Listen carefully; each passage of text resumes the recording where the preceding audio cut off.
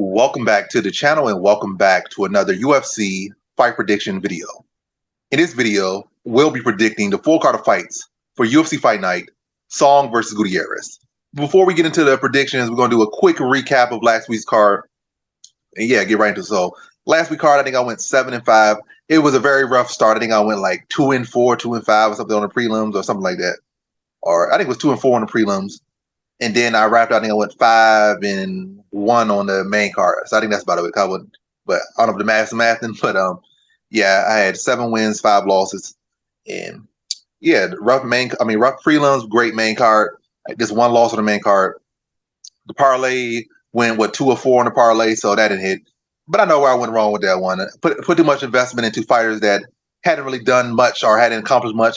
And seemed to be too consistent of a mistake to, put investment in fighters that not like you even feel confident in them. You just feel like they should win. Like anytime you start investing in should wins instead of like there's actually solid reasoning for them to win, you always gonna end up in bad situations. But yeah, that was the thing. So I know where to make the improvements at. But on Nick Best, how'd you do last week? Yeah, it was the prelims definitely shut down my whole operation of making it a successful card. The week prior, 2 weeks prior, I think it was the Allen card. I did really well, so I went a little nuts on the last card. I think you're 100% on point. I kind of invested a little bit too much in people that aren't proven, and I paid for it. But I did really well as far as the main card goes. I had Joaquin Silva by submission. He didn't do that. When he didn't do that, I went Sean Brady, Davidson Figueiredo's fight over 1.5, Jalen Turner, and Arman Sarukian by knockout. And that parlay hit, which was great. That was part of my premium parlay that I had. But improving and making sure that this week, I pick fighters that are proven and not just kind of going off the last card, because it proves the last the Sarukian card, you got to be very careful in who you pick and how you pick them, because anything can go wrong. I had Miesha Tate over 1.5, and literally her time in over 2.5, and she got the submission round 3, 1 minute 15 seconds. So all I needed was about a minute 15, and I would have been all set. But yeah, I was really happy with the end of the card, and I will definitely this week be very careful in how I pick my parlay, because I want it to hit all the time. I think I just added too many people. So yeah, but let's get down to the business. All right, now on to the predictions. So in our first fight on the card, we have in the women's strawweight division, we got Rayanne Dos Santos versus Talita Alencar. And with this one, I'm going low confidence. 2 fighters who don't deserve any type of confidence at all, to be honest. But Rayanne Dos Santos is a younger fighter. She's taller by 1 inch. She does have actual championship experience in Invicta. So I'm liking all things. Whereas Alencar is older, she's smaller, and very one-dimensional. I feel like, yes, she'll have clear enough advantage in grappling, but she has literally zero striking threat. And I feel like Rayanne Dos Santos has enough grappling to cover that and be able to keep on the feet, or even be able to, reverse some positions or maintain the top position and negate Talita Alencar. But again, not a whole lot of confidence at all. No need to go into this one with no invested confidence at all. But yeah, I think just flat out, I think Rayanne Dos Santos is a little bit bigger. She's 28 versus 33, so she's 5 years younger as well. Bigger, younger, more well-rounded, more experienced. Got to lean her here. And I think she gets a stoppage late, third round. I think the last fight with Alencar showed that, no, she can fade. Obviously, you can't get on top of someone and lay on them. They start picking you apart. You're going to fade off. You get damage takes away from you very quickly. And I think when she's not able to get to the position she wants, and Rayanne Dos Santos is constantly pressuring her and landing heavy shots, I think it's going to wear down on her, break her down over the course of the fight. And I think Rayanne Dos Santos TKOs her in the 3rd round. So in this one, I got Rayanne Dos Santos via 3rd round TKO. Now over to Nikki Betts. Yeah, man, I agree 100%. I'll take 3rd round TKO as well. Very, very low confidence. Rhea's opponent fought at atom weight, so she's, I guess, naturally 105er. Is that atom weight? Yeah, I think they both fought at. Well, I know Rand dos Santos has fought at atom weight, Okay, but yes. they're both small though. Yeah, they're very small for even straw weight, which straw weight women aren't very big. And I met Weili Zhang, and she wasn't that tall, but she was built like a monster truck, bro. She was just like, every time I see a fighter, I always am like surprised at how the definition of the muscle and all of them, like they're just stacked, dude, like just working all the time. So I don't have a lot of confidence in this fight at all, as far as my picks go, and that's only because like there's not too much tape, like you said, with Alan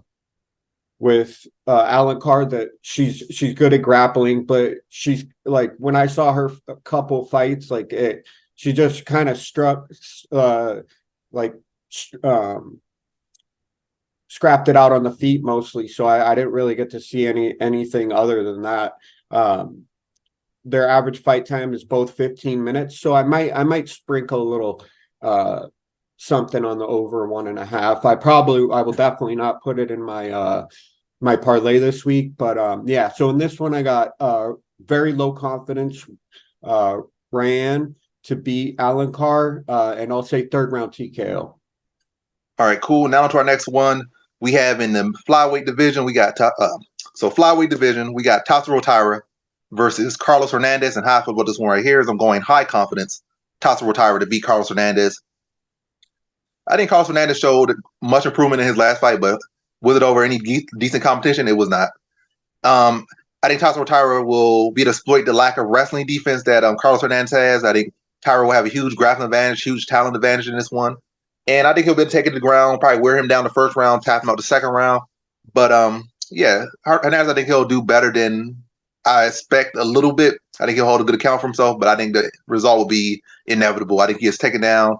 I think the grappling will be a huge, big advantage for Tatsuro Taira. And I think the striking some people think Hernandez can have in this one, I don't think it's going to be that significant. I think the biggest significance is going to be the grappling and the talent. I think all of that is in Taira's side by a lot, and I think he'll get him out of there second round.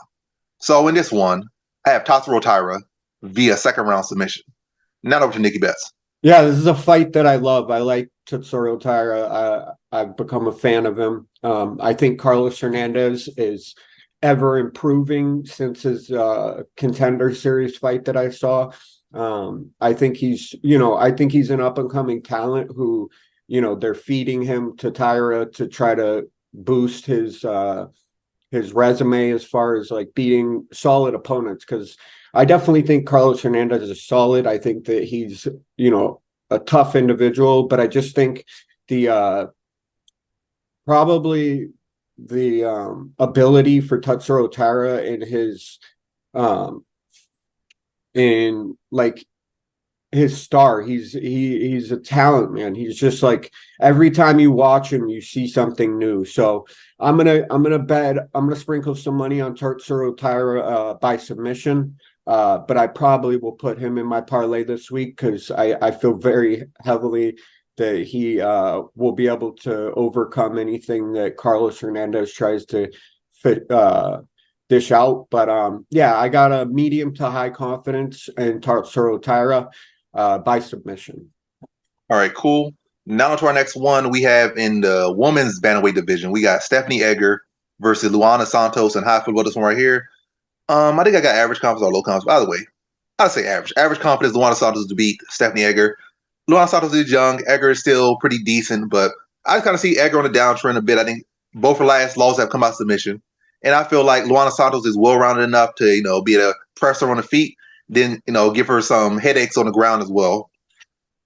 And I think she's going to know not to rush in and try to swing these big sloppy shots and get, thrown on her head by the judoka. So she, can pick her shots well, and it's really just wear her down, work her way in and not rush her way in. I think she should be able to have clear advantages over Egger. And I think it'll be like a submission sphere, like wear her down with her strikes, wear her down with her youth, her pressure, her consistency, her pace, and all that stuff. And then be to tap her out, I would say like mid part of the second round. So wear down effect, tap, wear her down, break her down, maybe drop her, or just probably wear her down, start getting her to cover up, then scoop her up, drag her to the mat, ground and pound, advance, submit her, second round. So in this one, I have Luana Santos via second round submission. Not up to Nikki Betts. Yeah, it looks like Edgar's gets tapped out, and that's how she usually loses. And Luana Santos, I don't know if this is correct, but it says that she has lands 17.1 punches per minute. I don't know how true that is because I've seen other things on the UFC website where like people are 0-1, but they're really like 9-2 or something. So I don't know about her strikes as far as that goes. I definitely think she's a talent and she could probably land probably 7 to 10, but 17 just seems like a stretch. They win by their average fight time of 3 minutes and 41 seconds for Luana and 6 minutes 35 seconds for Edgar. So I'll sprinkle some money on inside the distance for this fight.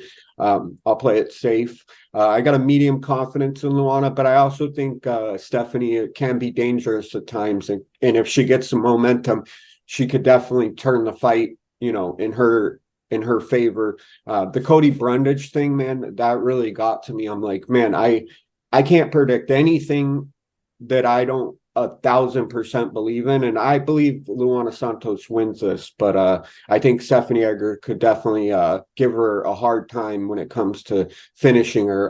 But I do think the fight will be finished. I'll go medium confidence in Luana Santos. I'll go third round, ground and pound. So TKO. All right, cool. Now on to our next one. We have in the lightweight division, we got Steve Garcia versus Melquizael Costa. And we already predicted this one, but I had a change of heart, new card, new me. So I'm switching up. If it comes back to bite me, it comes back to bite me. It has in the past. I switch picks. But yeah, if it happens, it happens. But that's the game. Like it goes for my favorite, cool. It goes against me, cool. But yeah, low confidence now, Steve. Well, not. I have low confidence now that Melquizael Costa wins. Originally, I had low confidence Steve Garcia, but Steve Garcia was the one who fell out the glass card, and that was like last week with some health issue. So that's definitely a close fight. That's going to shift things. I was off a little bit on some things for the first prediction. So all of those things affected me to shift to Melquizael Costa. And you got to see this is a back and forth scrappy affair. I think they're both going to be trading well. I think they'll match up well with each other. But I think Melquizael Costa is going to be dishing the more damage, or at least receiving the damage better. I feel like Steve Garcia does not have the best chin. So I feel like at times he might get rocked and wobbled in a back and forth affair. And yeah, they'll be battling for position. And it's going to be a very scrappy fight. But I just think Melquizael Costa just he just built a little bit more durable. And again, I think he's going to receive the damage better than Steve Garcia. Like, whether who dishing out the better, I think what's going to be affecting judges by saying maybe Garcia gets dropped in the first round. He has a tendency to get dropped in the first round, even in fights he wins. And so that's going to shift the judges. Then if he didn't wobble at points, that's going to shift the judges to see, scrappy fight, maybe fight of the night. But I see Melquizael Costa, landing the more telling shots. So in this one, I got Melquizael Costa via decision. Yeah, I'm definitely a big believer in can you hear me? There it goes. Sorry about that. So yeah, I'm a big fan of Costa. I do think that his technique is just a little bit slicker and a little bit better. I think Steve Garcia is a slugger. I think that he likes to get into firefights, and that's where he really shines and proves himself. But I think the stats as far as their significant strikes go, because I don't see this fight going to the ground. I think they're gonna play it out on the feet.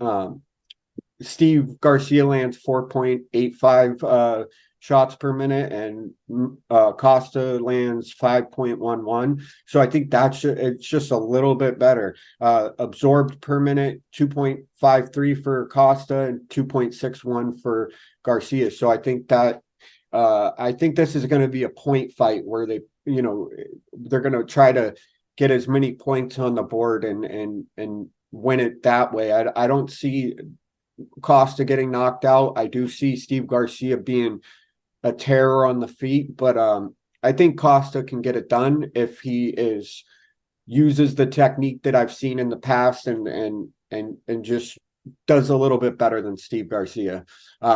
Their average fight time is 5 minutes 41 seconds for Garcia and 12 minutes 3 seconds for Costa. I'm gonna bet over 1.5 in this one. I know that Garcia's fights usually end by TKO 79% of them, but I think that Costa can outlast the 7 minutes 30 seconds necessary to win. Or I might even go on DraftKings and do over the fight goes past round one, and I think that it'll probably be like -500, but it'll be worth it with my other plays. So in this one, I have very low confidence Costa. I think that Garcia could possibly knock him out, but I think Costa, being the healthier individual, will probably do what it takes to get the win by decision. So in this one, I got Costa by decision, but I will bet over 1.5 in this one. All right, cool. Now to our next one. We have in the flyweight division, we got Hyun-Sung Park versus Shannon Ross. And high football is right here. I'm going low confidence Hyun-Sung Park. For whatever reason, he's one of the bigger favorites on the card, and people love him for whatever reason, but they don't know him. But yet again, despite saying Brundish win and these other guys win and other girls win, people still invested so heavy in fighters who are just straight up unproven. Yeah, he should win, but there's no need for me to put up high. I'm like, would it be low or zero confidence or negative confidence? If I pick the fighter, he win, cool. But what that shows that I'm not investing in that fighter like other people are investing, because there's no need to invest. That's just kind of dumb, especially in those odds. Maybe I got in early or something or whatever. Or maybe this was stocks and I got in when the stocks were lower and then they jumped into where they are right now. That'd be a smart play. But this is not stocks. This is gambling. This is betting. And yeah, that is pushing me more to stay away from the fight. So low confidence in Youngstown Park. He should win this one. And even knockout and finishing props aren't even that great. I think knockout like plus 100, finish plus 100, but you still investing in a fighter who's very much improving. And his main path to victory has been submission. And he's going with a guy whose main path to losing has been getting TKO. So it's not really all just correlating there, but he should win. I see like Shannon Ross is worn down. He don't belong in the UFC, and he's been showing it. I feel like Youngstown Park can be to find his chin and put him out first round. It's not his typical path to victory, but it's going to be there against Shannon Ross. I think he gets him out there. But yeah, Shannon Ross definitely, I said Ross, but Shannon Ross is definitely a live enough dog. If he could, show that, I guess, that effort or show that ability that he kind of showed, or at least that toughness and grit in the contender series bout, and turn into a dog fight, it's definitely a shot for him. But yeah, I'm not picking him. That's all. That's all it comes down to. I'm not picking him, and I think he gets knocked out first round. It's been happening back to back. So good things come in 3, so he get knocked out a third time. So in this one, I have Hyun-Sung Park via first round TKO. Not up to Nikki Betts. Yeah, I'm gonna agree and say that Beneil Dariush getting knocked out, it probably is gonna happen again. Maybe it'll happen next, but if he fights a wrestler, I think it'll go probably over 1.5, 2.5. But Beneil Dariush is on the same track as him. But I think this fight is tougher for Shannon Ross than he probably realizes, because Park is a young up and coming individual who's got some talent, and I don't think Ross is on the same level as him. I'm not going to bet on it. I agree with you 1,000%. Anything that's over like -300, usually it's best to fade it unless you're betting like 10 grand to win 3 or something like that. But yeah, in this one I got low confidence Park, but I'm not going to bet the over 1.5 or inside the distance, just because there's too many variables that I don't think are worth the headache. So in this one, I got Hyun-Sung Park, and I'm going to say via second round TKO. All right, cool. Now to our next fight we have in the welterweight division. We got Keenan Song versus Kevin Josette, and high football is right here. I'm going low confidence Keenan Song to beat Kevin Josette. I think it's going to be a very close fight right here. You got Kevin Josette, who hasn't really done much. You got Keenan Song, who, he has moments in his career. He's coming off a big upset over Rolando Bedoya. I think Rolando Bedoya, from what I've seen, is better than Kevin Josette. But again, it's just the eye test. But as a dog, I'm liking Keenan Song as a dog. Not as a favorite, I would not, but as a dog, I'm liking him here. And I think this could be another fight where he can, just upset a couple more people. I don't think Kevin Josette has really shown anything that's spectacular. He's pretty open on the feet a lot of times. He makes a lot of defensive flaws. he just got away with one because he's fighting Kiefer Crosby, who just not really the best fighter. Another guy who didn't belong in UFC. So he hasn't really had that impressive performance for me. And I feel like Keenan Song has experience. And he clearly showed in his last fight. He beat Rolando Bedoya, dropped him even. I think he dropped him like twice or hurt him a couple times. And he even dropped Ian Gary. So he's like not a fighter to be high on. He's been overachieving a lot in his last two fights. So I think beating Kevin Joseph ain't too big of a stretch. Matter of fact, it's not a stretch. It's probably the most unsurprising thing for him to do if he beat him, because if he could drop Ian Gary and hurt him, have him near finish, and beat a, I guess, somewhat promising prospect like Rolando Bedoya, beating Kevin Joseph is kind of almost very much in the realm of possibility.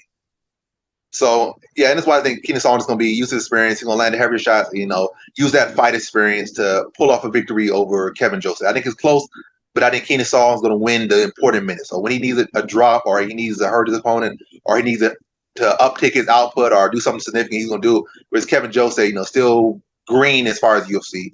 He's just not going to make those adjustments that an experienced fighter like Keenan Song would be making. Keenan Song is not just experienced in the UFC. He's fought a lot of different places. He even fought Israel Adesanya, just like Australia or something, New Zealand. China, I don't know. He fought. Yeah, I think it was in China. So yeah, the man has been around the world. And he's definitely experienced, and I think that experience will come through, and he'll be able to get a win over Kevin Joseph. So in this one, I have Keenan Song via decision. None over to Nikki Betts. Yeah, I agree 100%. I saw in one of your posts, a person put Joe Sutt's going to get bodied, and I think that's probably what happens. I think Keenan Song's 20-7. That's almost 30 fights, whereas Kevin's only 9-2. So he has almost 20 more fights than him, and I think that experience will come into play. I love that Keenan Song is the dog. I'm going to bet on it now so that I can get the best odds, because plus 120 I think is easy money. I don't think that you'll have any issue getting that to pay. So I'm gonna keep it brief. In this one, I got Keenan Song by probably decision, but like he dropped Ian Gary, I could see him dropping Kevin and Kevin just not being able to recover. So I'm gonna look at the line on by knockout and see if there's anything to play on that. Maybe do Keenan Song by knockout and Tatsuro Taira by submission. And I think that would probably be a pretty safe bet at this point. But in this one, I got Keenan Song via knockout. I don't know which round. I think Kevin Joseph can last probably over 1.5. So, all right, cool. Now to our next one. We have our bout in the lightweight division. We got Nasrat Haqparast versus Jamie Mullarkey. And how I feel about this one right here is I'm going average confidence Nasrat Haqparast to beat Jamie Mullarkey. I feel like it's kind of similar to another match with this card where I feel like, I guess in the Steve Garcia fight, where one fighter, I feel like they match up very, very evenly. I feel like they're in very similar paths, except, in Mullarkey's case, he's a chinnier fighter. They have similar ceilings, similar floors, but it's going to determine who's going to have the higher ceiling, who can get past the other one. And I think Nasrat Haqparast is going to be able to get past Jamie Mullarkey. I feel like Nasrat Haqparast is the faster, more athletic fighter. I feel like Mullarkey is the more technical fighter, but he has a glass chin. And you have seen him in at least 2 fights now where he was the better fighter, but he just got caught. Like he was winning till he wasn't. He got caught. That's like Haqparast, he's not really a big finisher or a consistent finisher. I feel like he will have the heavier shots. I feel like he'll probably have the more consistent, the higher volume, whereas Mullarkey will probably be sharper with his offense. But in that volume as well, I think he'll land the heavier shots. I think Haqparast will, and he'll be able to affect and more visibly have Mullarkey affect and hurt. Maybe even drop it, maybe even finish it. But I think it's going to be like a decision. But I definitely think, again, I think it's going to be a case where Haqparast's shots and strikes are going to have more effect on Mullarkey than Mullarkey shots on Haqparast.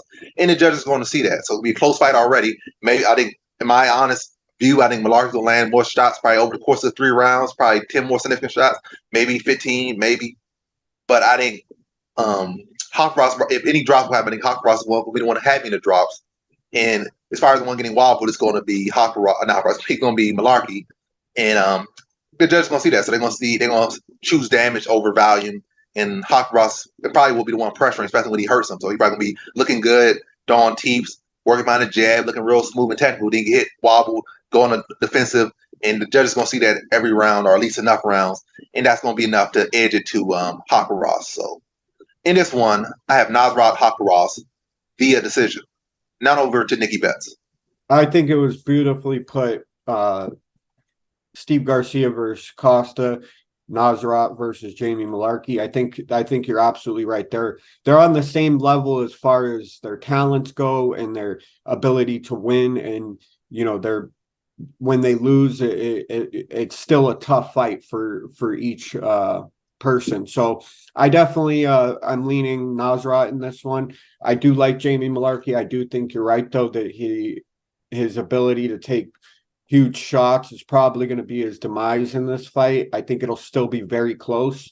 I'm not going to bet on Nasrat. I'm not going to bet on Malarkey because I could see Malarkey pulling some, a rabbit out of his hat and getting the W. But I will bet over 1.5 because Nasrat's average fight time is 12 minutes 53 seconds. Jamie Malarkey's 10 minutes 49 seconds. And I think they're both tough individuals. They can definitely outlast the 7 minutes and 30 seconds. And then whoever is winning into the third round, I think that's who's going to take the fight and get the W. So I'm going to safety parlay it and go over 1.5. I won't bet Nasrat, but yeah. So in this one, I got Nasrat via decision, but I will bet the over 1.5. All right, cool. Now over to our next one. We got in the I guess catchweight and bantamweight. Those was a flyweight fight, but catchweight and bantamweight. Well, not catchweight, bantamweight fight because it's short notice.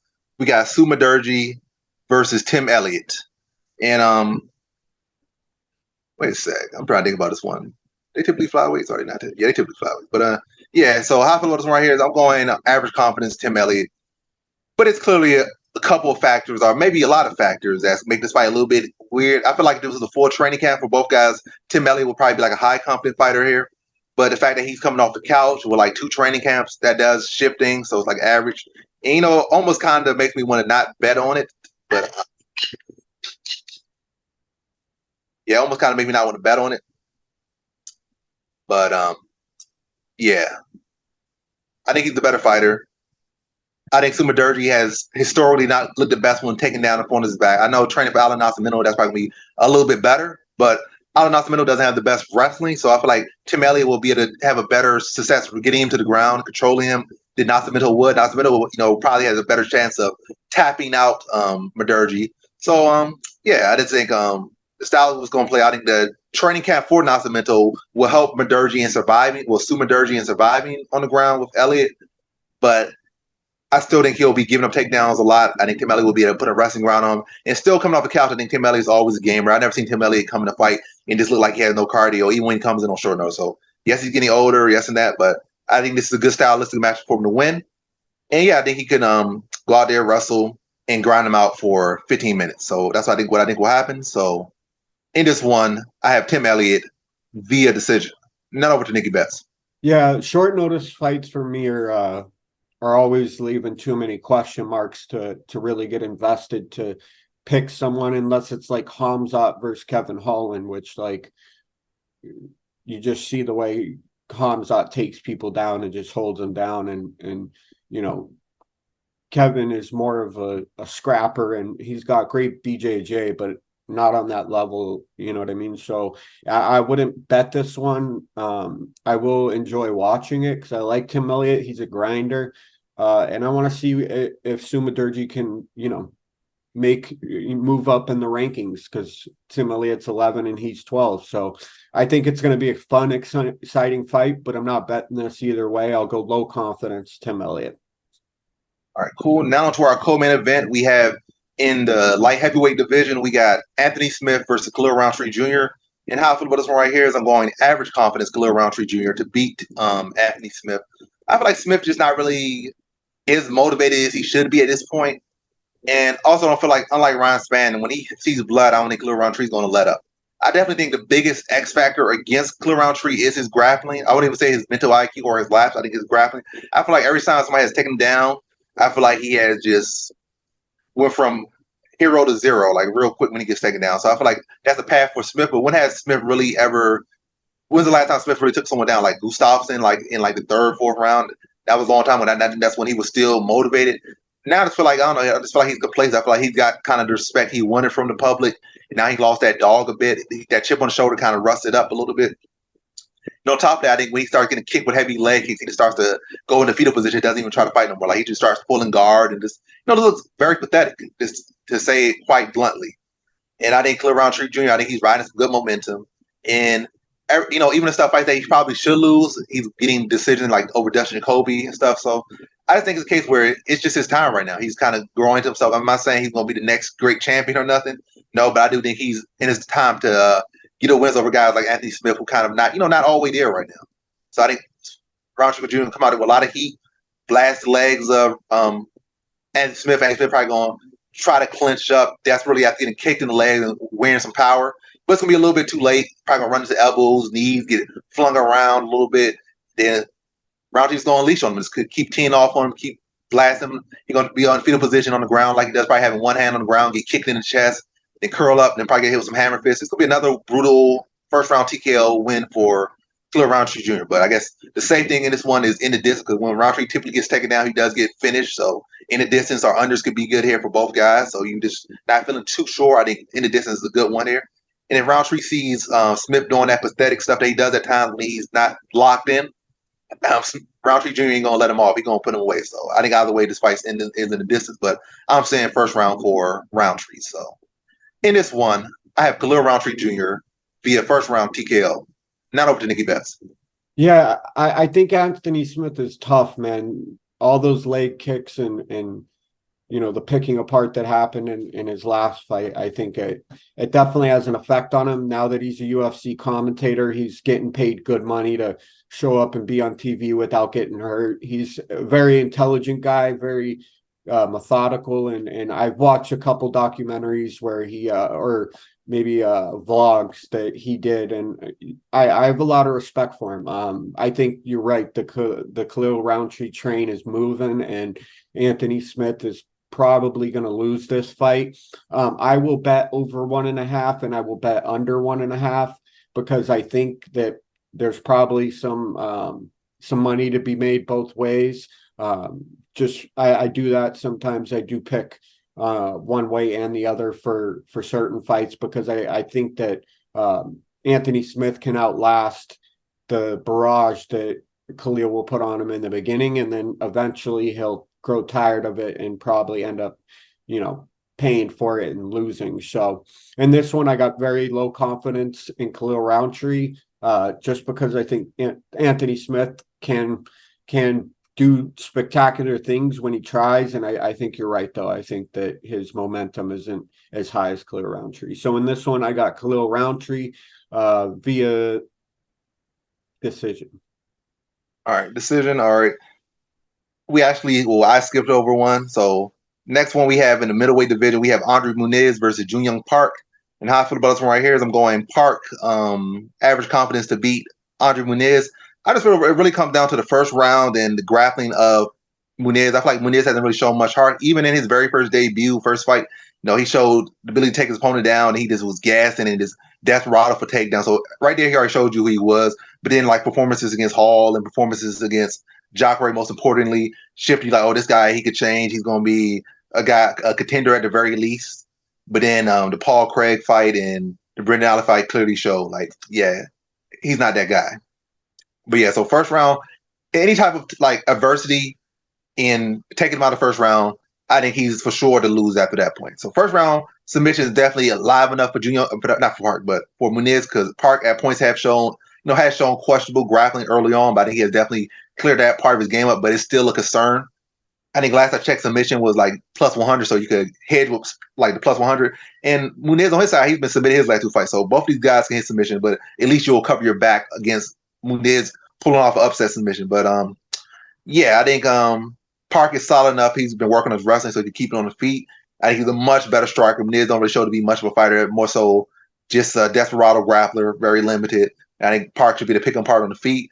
Really look to drag him out of the first round and put a beating on him, wear him down. And I think he taps him out late second round. So just take him out, drag him out the first round, and then put a beating on him. Well, put a beating on all those rounds, but really the second round, because you're gonna have to drag him out. You don't want to get caught up trying to force anything in the first round, then end up on bottom with a fresh Muniz.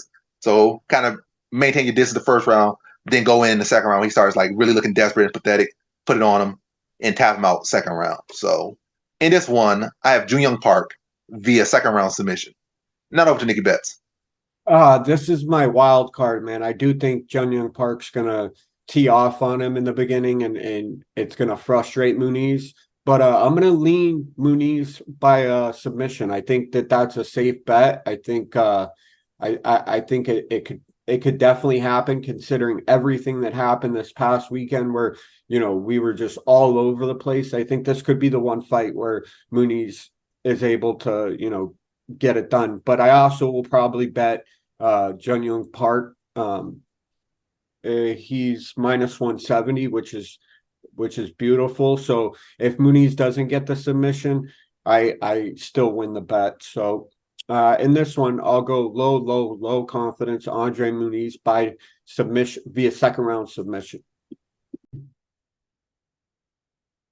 All right, now to our next one. We have in the bantamweight division, our main event. We got Song Yadong versus Chris Gutierrez, and how I feel about this one right here is I'm going high confidence Song Yadong to beat Chris Gutierrez. I feel like both guys match up pretty well. Song Yadong has much more experience, against the higher level opposition, and he has wins against actual high level opposition. When you look at Chris Gutierrez's record, you quickly see that he really has only beaten guys that aren't really, either Frank Edgar is the biggest name, but both of them have on their record. But obviously Frank Edgar was not, at his best, like 50-year-old Frank Edgar, drained to bantamweight. Yeah, that's not, retirement fight. That's not, you can't really use that. It's good on your resume. Say, I beat that guy. He was champion. He was great. I was a fan of him. But at that point, it's like, you might as well just beat some short notice opponent.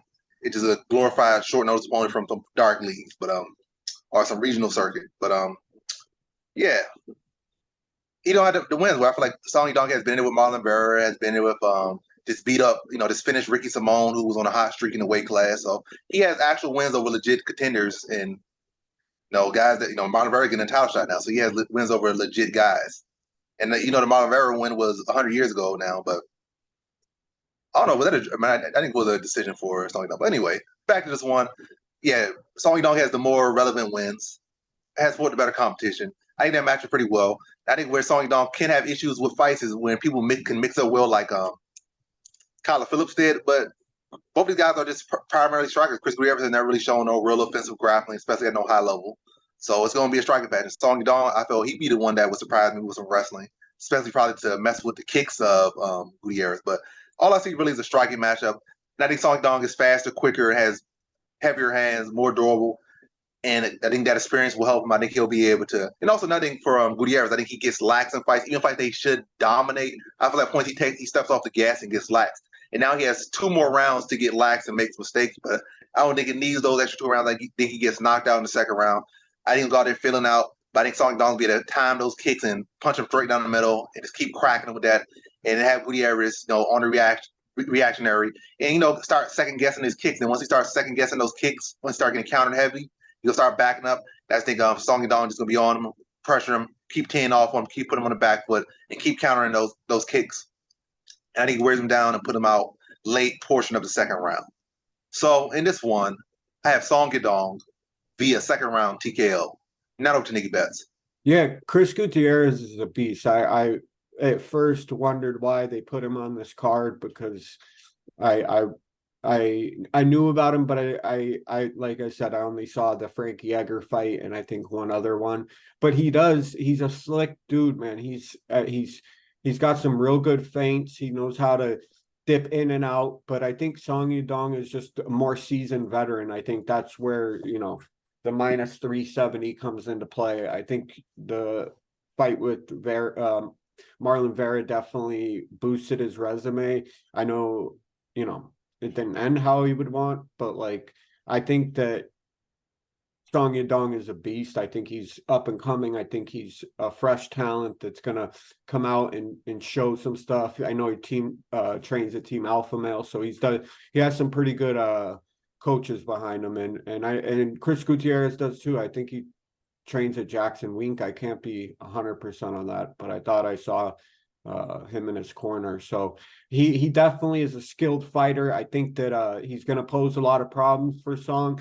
In that Song's if he bites on the feints, that Chris Gutierrez might make him pay, but I think Song Yadong's power will be the deciding factor in this, and I think he does end up knocking him out. I think Chris Gutierrez can last over 1.5, so I will bet that. And I probably will bet Song as well. And I might bet Chris Gutierrez by knockout, but I don't think that anybody else should, because I don't think it's very safe. But I think it's gonna end up being a fist fight, and Song Yadong is gonna come out the winner. So in this one, I got Song Yadong by third round TKO. All right, cool. Now we're about to wrap the video up. Last but not least, the parlay. So my parlay for this week will be straightforward. I'm going what's his name? I forgot his name, just like that. Recut. No, I'm just talking, but what's his name? I need to pull it up. I forgot his name. It's like, yeah, Teruto Ishihara. It will be Junyoung Park, and it will be Song Yadong. So Teruto Ishihara, Junyoung Park, and Song Yadong. So all Asian parlay. So we got Teruto Ishihara, Junyoung Park, and Song Yadong. That's my three-piece. And who you got? I'm gonna be very safe with my bet this week. I know it's not favorable to pick someone who's minus 575, but I think Tatsuri Taira definitely is easy money in this one. I think he's showed what he's capable of, and he can definitely accomplish what he's trying to get done in this fight. So I'll take him. I will take Steve Garcia's fight to go over 1.5. I will take Song Kinong, and I will take Nasserat over 1.5, and I'll end it with Song Yadong. So, yep. Yeah, I had to make one thing. I was saying his name was Teruto Ishihara. That's a whole different fighter, that Japanese guy. Well, they both Japanese. Aren't they both Japanese?